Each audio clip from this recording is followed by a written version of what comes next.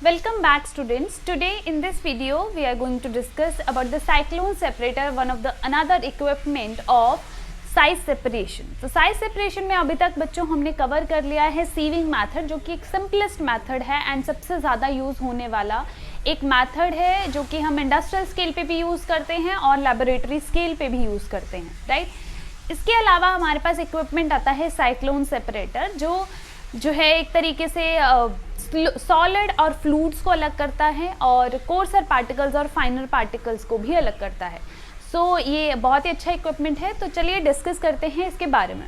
तो cyclone separator से नाम से आपको सजेस्ट हो रहा होगा कि बेसिकली साइक्लोन एक होता है कि साइक्लोन जो हवा का एक टॉर्नेडो आप देखते हो ना, बाहर वाली कंट्रीज़ में आता है। इंडिया में तो इतना ज़्यादा नहीं है ये, बट बाहर वाली कंट्रीज़ में, फॉरेन कंट्रीज़ में सबसे ज़्यादा देखा जाता है। तूफान होता है जो एयर का बवंडर, हवा का बवंडर एक तरीके से बन जाता है, जिसमें सभी चीज़ें इंक्लूड होती हैं।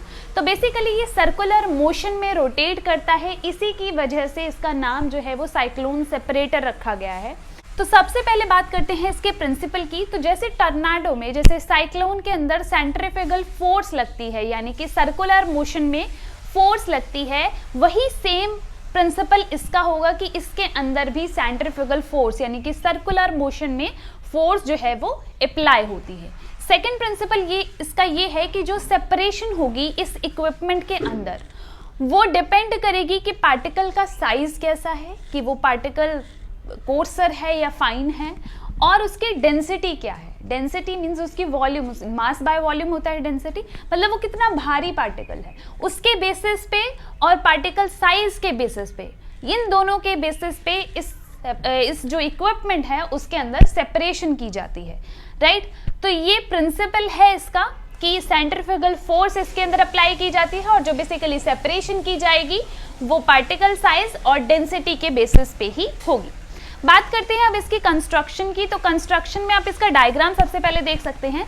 इस डायग्राम में आपको एक वेसल दिखाई देगी, जो कि एक सिलेंड्रिकल वेसल है और इसका एक कॉनिकल बेस है। सो कंस्ट्रक्शन में देखिए, शॉर्ट वर्टिकल सिलेंड्रिकल वेसल है ये with a conical base, this is the base. Then it have the tangential inlet, ये इनलेट जिसकी हेल्प से हम अपना मटेरियल जो है, जो हमें साइज सेपरेट करना है जिसका, वो हम पास कराएंगे। This is tangential inlet, TN मैंने इसको डिनोट किया है। तो TN मतलब ये इनलेट है हमारी, यहाँ से हम अपना मटेरियल पास कराएंगे। Then we have the fluid outlet. Fluid outlet means जहाँ से फ्लूइड आपका बाहर जाएगा। तो उसका बाहर जाने का रास्ता ये है, या फ्लूइड कह लो या फाइनर पार्टिकल्स कह लो, तो उसका आउटलेट जो होगा वो ऊपर की तरफ होगा, जबकि जो सॉलिड्स होंगे, जो भी मटेरियल हमारे पास सेपरेट हो जाएगा। अब देखो, यहाँ से तो हमने मिक्सचर ऐड किया सॉलिड का और फ्लूइड का, अब अंदर जाके जब वो सेपरेट होंगे तो उसकी जो निकलने की जगह है वो दोनों अलग अलग हैं। जैसे सॉलिड वाला तो यहाँ से निकलेगा और जो फ्लूइड है वो वहाँ से निकलेगा।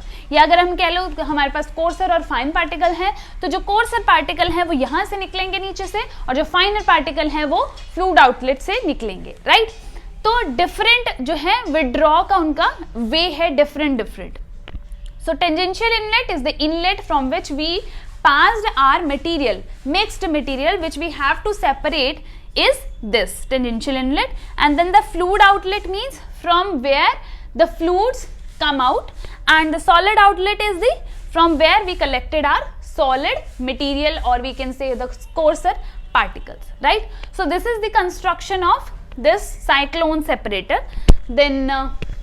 Then coming to the working, तो वर्किंग में किस तरीके से ये काम करता है बच्चों। वर्किंग में सबसे पहले आप ये समझ लीजिए, पार्ट्स आपने देख लिए हैं, इसके प्रिंसिपल आपको पता है कि किस तरीके से ये काम करेगा। तो वर्किंग के अंदर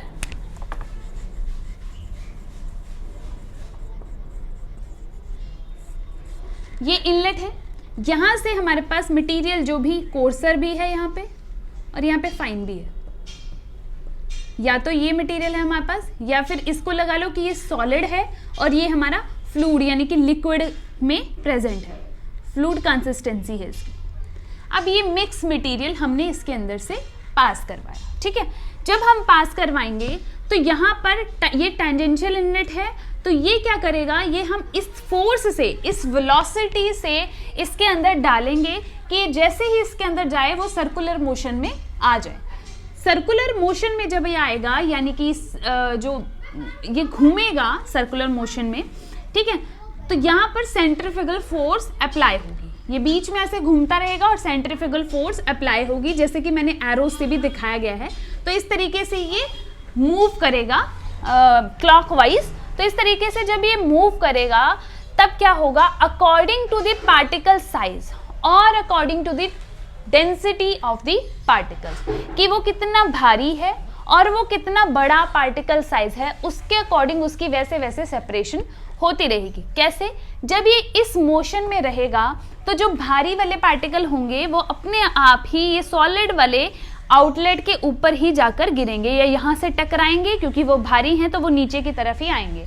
ऑब्वियसली ग्रेविटेशनल फोर्स वहां पर अप्लाई हो रहा है, तो जब ये यहाँ वॉल से टकरा के भारी वाले पार्टिकल्स किधर आ जाएंगे, नीचे कलेक्ट हो जाएंगे कॉनिकल बेस पे। तो भारी वाले तो इधर आ गए, कोर्सर वाले इधर आ गए, फाइनर वाले पार्टिकल्स जो हैं वो इससे टेकअप कर लिए जाएंगे, या जो फ्लूइड है वो भी इससे टेकअप कर लिया जाएगा और यहाँ पे वो कलेक्ट हो जाएगा। ठीक है, यहाँ से वो विड्रॉ हो सकता है, तो यहीं से हम उसको निकाल लेंगे और जो हमारे कोर्सर और हेवियर पार्टिकल्स हैं वो हम यहाँ से कलेक्ट कर लेंगे।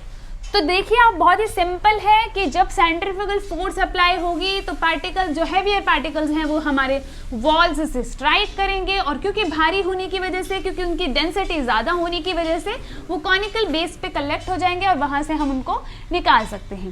फाइनर पार्टिकल्स जिनका बहुत ही कम साइज है और वो फ्लूइड कैरेक्टरिस्टिक्स में है अगर, तो दोनों ही केस में वो हमारे ऊपर वाले आउटलेट से बाहर निकलेंगे। So this is the working of cyclone separator. अब बात करते हैं इसके यूजेस की। तो साइक्लोन सेपरेटर जो है वो सबसे ज़्यादा यूज़ तब किया जाता है जब हमने सस्पेंशंस में से सस्पेंशंस को बेसिकली अलग करना है, क्योंकि आप जानते हैं सस्पेंशन में सॉलिड और लिक्विड दोनों ही चीज़ें प्रेजेंट होती हैं। तो अगर हमने सॉलिड और लिक्विड को अलग अलग करना है तो हम इस सेपरेटर का यूज़ कर सकते हैं। So this is all about the cyclone separator. I hope you like this video.